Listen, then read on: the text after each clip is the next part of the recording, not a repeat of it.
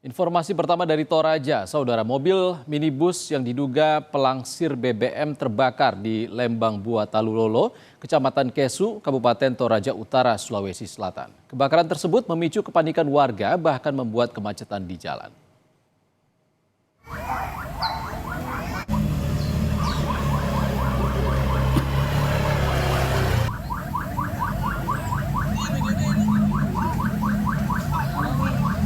Diduga karena arus pendek listrik, mobil minibus yang membuat BBM subsidi ini terbakar di depan sebuah kafe saat hendak memutar balik. Hal ini membuat warga sekitar lokasi panik dan berhamburan keluar rumah. Api dengan cepat membesar akibat bahan bakar minyak yang dimuat dalam jerigen mobil itu. Tim damkar tiba di lokasi dan langsung memadamkan api dibantu warga. Namun petugas kesulitan karena mobil penuh BBM. Sopir mobil mengalami luka bakar.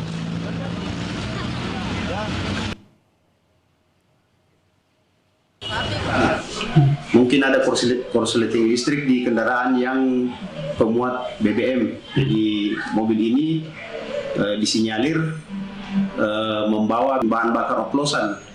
Jadi teman-teman dari tim damkar agak susah untuk melakukan pemadaman karena memuat BBM. Tapi puji syukur kita bisa atasi dengan bantuan masyarakat yang ada di situ dan anggota juga yang bekerja keras.